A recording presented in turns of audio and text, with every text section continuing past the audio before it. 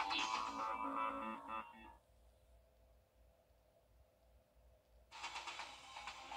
Live from Augusta, we're watching News 1226 at 11. Heavy storms caused damage around the region, including this house in Columbia County. It was just one of the many storm reports we saw today in Columbia County. Good evening, I'm Hallie Turner. Take a look at this tree crashing right through somebody's dining room. That's what happened today in Columbia County. We were out there shortly after it happened, and the homeowners are okay.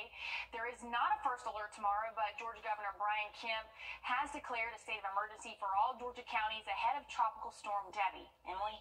Yeah, we've been tracking a lot of rainfall throughout the day today. That was actually from a cold front that moved through, but several reports of damage. You can just see on the screen right here.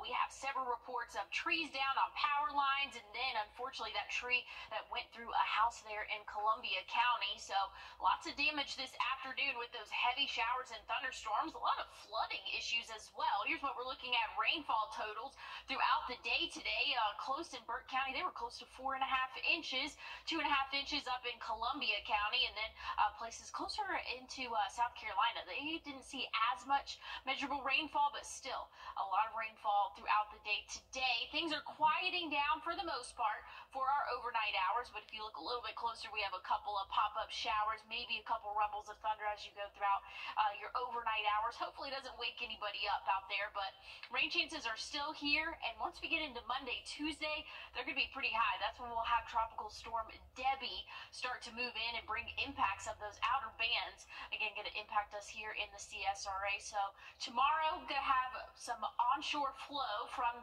the Atlantic bringing some rainfall, but once we get into Monday and Tuesday, some more widespread heavier rainfall, and again, that's going to be coming from this tropical system that we are tracking, and I'll tell you more about coming up soon.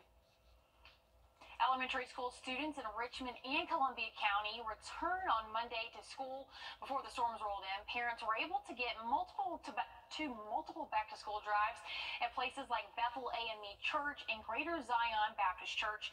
Leaders say the amount of drives are important as the need for school supplies is growing. Your Jada Walker is live in the studio now. And Jada, before you were out checking on storm damage today, you were at the Augusta Dream Center. How has the need for school supplies grown for parents? Hallie, before the door even opened, there was 400 people waiting in line, and the number of people attending just grew and grew and grew. With first day of classes just a few days away, parents say they still have a few things to cross off the return to school list. Clothes, shoes, back to school supplies, book bags, and even just a Bible. Those at the Augusta Dream Center say their annual back to school bash is a way to take away the financial stress that comes with the first day. It's really to empower kids in our city. So now I feel like it's even more important than ever just because of the economic climate here with inflation and everything. Everything is expensive. Coming from a family of 7 children, Ava Grace Green says she's seen the struggle firsthand. I have 6 siblings, so it's super helpful to come and get some help with some of this stuff, especially going back to school because it's a super stressful time. The rising 9th grader says this bash is more than just a blessing. It's a big blessing to be able to come here and just feel supported by your community like you do when you're here. And to feel loved and supported by the community was the goal. That we can just be kind and just resource our community and help kids start the school year off strong. I said that not only help us, but even, help many families as well. Because you don't know where your blessings come from. If you miss all the drives today, don't worry. You still have time tomorrow to go back to back-to-school drive. Now that back-to-school bash will be at the Olmsted Homes from 2 to 4. Thanks so much, Jada. And speaking of back to school, parents of students at Westmont Elementary School, that open house is tomorrow from 3 to 5 at the Columbia County Performing Arts Center. Now, the South Carolina Highway Patrol says a pedestrian is dead after a hit-and-run accident early this morning on South Carolina Highway 64. Officials say it happened around 4:48 when one person was hit by a driver of an unknown vehicle. Police say the vehicle fled the scene before they arrived. Highway Patrol is investigating, and we'll have your full forecast right after the break. We seem to be having some technical difficulties, so let me keep going. Hawaii's governor says a $4 billion settlement has been reached over the devastating Maui wildfires last year. It comes nearly a week before the $1 one-year anniversary of the deadly fires. More than 100 people were killed, 2,000 acres were burned, and billions of damages were caused. 7 defendants in the settlement include the state and the county of Maui and the Hawaiian Electric. The settlement still needs to be arrived by the court. And your mattress pad could be a part of a recall for a full potential fire hazard. Avocado Mattress is recalling thousands of its organic cotton mattress pads in all sizes and versions. The Consumer Product Safety Commission says the pads violate flammability regulations. They were sold nationwide in stores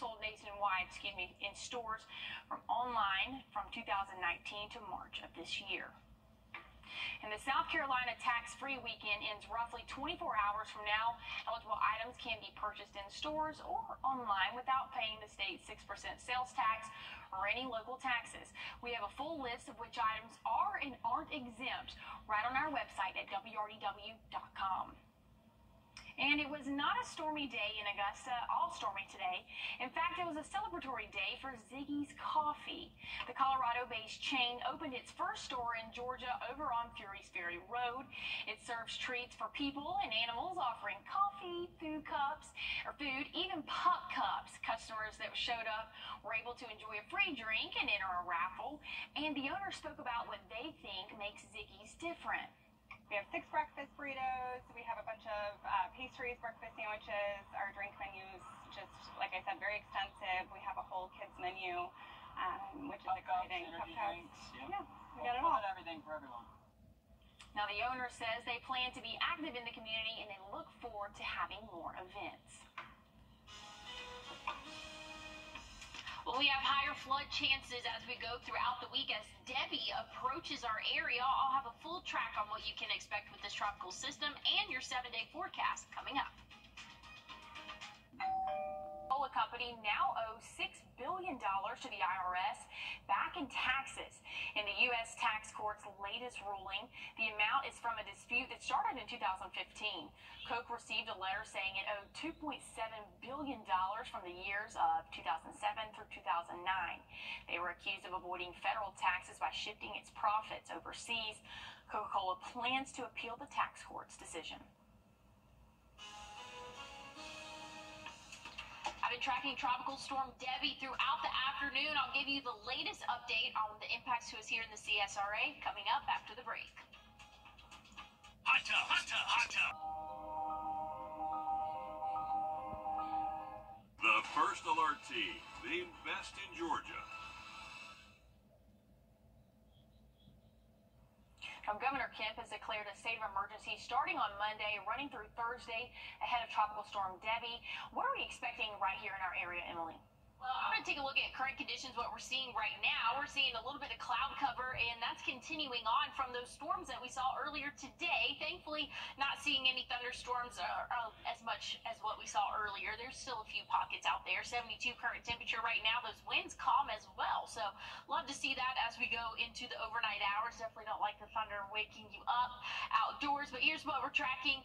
Heavy showers and thunderstorms, but that's continuing to move eastward and out of the CSRA. So that's some good news. We still have a couple pockets in Aiken County. Seeing some heavier showers there, but overall we should be in the clear, at least for those heavier showers and thunderstorms for today. Now, once we get into Sunday, we'll still see some heavier showers and thunderstorms, but here's the track of Debbie of what we are expecting over the next couple of days. Some outer bands will start to impact our area Monday. So again, we'll still see some rainfall tomorrow. That's going to be just pushing onshore from the Atlantic. Now, once we get into Monday, that's going to the rainfall that we get is going to be coming from Debbie. Right now, it's a tropical storm. We'll see those outer bands continue to impact us here Tuesday. So very wet Monday and Tuesday expected for us. Tuesday, I would say pinpoint to be the wettest day and the heaviest rainfall for our area. Track right now has it kind of just stalling out a little bit for Wednesday and possibly into Thursday, but as of right now, we're hoping that it's going to be out of here by early Wednesday morning. But again, this is what we're looking at right now, about 100 miles west of the Florida Keys. There is Tropical Storm Debbie right there, and that's going to continue to track north and eastward, possibly becoming a Category 1 hurricane before it makes landfall in the Big Bend of Florida.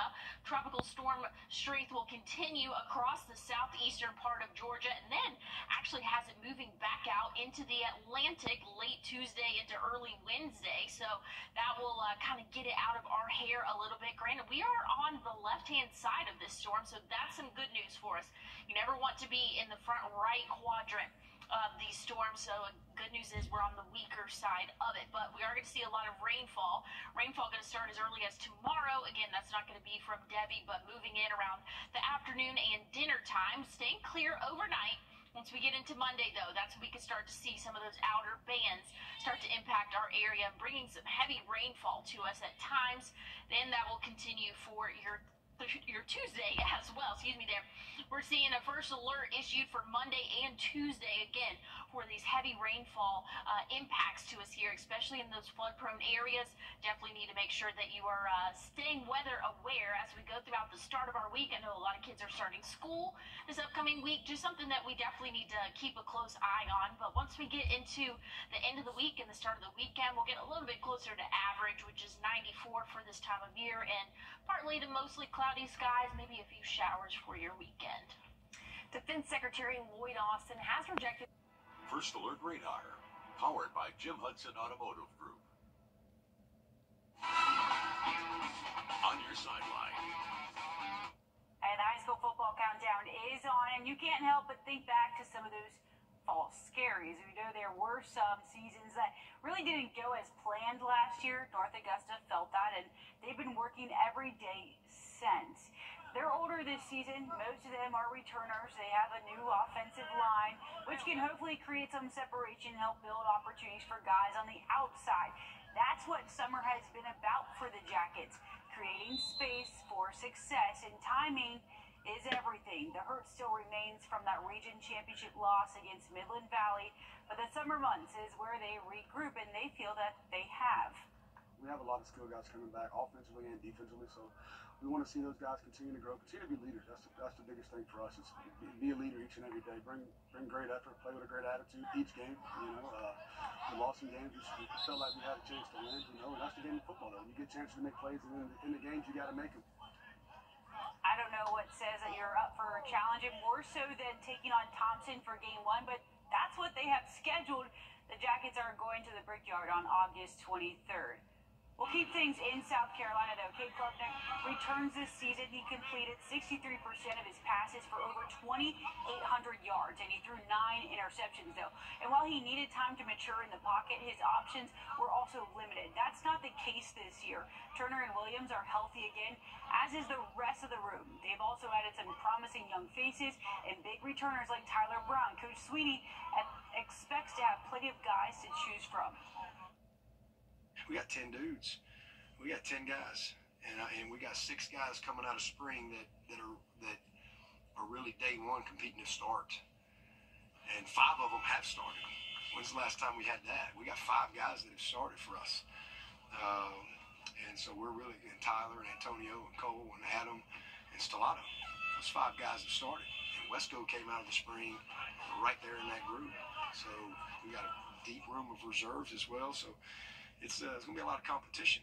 It's going to be fun.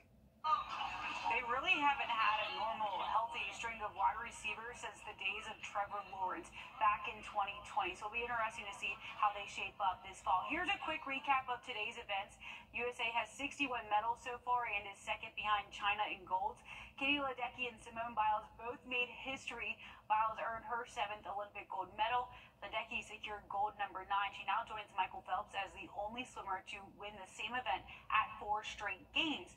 Team USA swimming narrowly beat out China in the 4x100 mixed relay for gold, also setting the world record there. U.S. women's national team is moving on after Trinity Rodman scored in the 106th minute to beat Japan, and men's basketball earned a number 1 seed in the quarterfinals. Today also marked the 3rd day of competition for the golf at the Olympics. There is a 2-way tie heading into Sunday. 2-time major winner Xander Schauffele and former Masters champion John Rahm are both at 14 under. Rahm's playing a lot different than he did this past April. He went 5 under, 66 in round 3. Scottie Scheffler is back in 6th place with Rory. Well, we saw a wide variety variety of rainfall totals across the CSRA today. About 1.5 inches in Aiken, about half an inch here in Augusta. I'll have a final check on your stormy forecast coming up. Have you been looking for the perfect Free parking. Call 855 Spa Sale.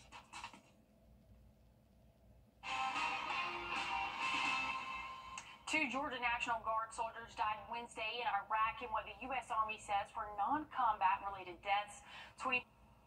I want to take one final look at your 7-day before we go here. Temperatures are going to be below average the next couple of days, but we have Tropical Storm Debbie making impacts to us here in the CSRA. Good news is we're on the left side of that storm, so impact should be minimal, but we will see a lot of heavy rainfall, which could lead to flooding as it's going to last for several days for us here, Monday, Tuesday, and even into Wednesday. Now, things should be a little bit better by the end of the week, just depending on how fast Debbie moves and gets out of here. Once we get into Saturday, a few isolated showers, but warming back up closer to average by the end of the week and into next weekend. Overnight lows will be right around that 70-degree mark, maybe a few degrees above, but a very stormy start to our August. Thanks for joining us tonight. The news continues tomorrow morning at 6 a.m. We'll see you then.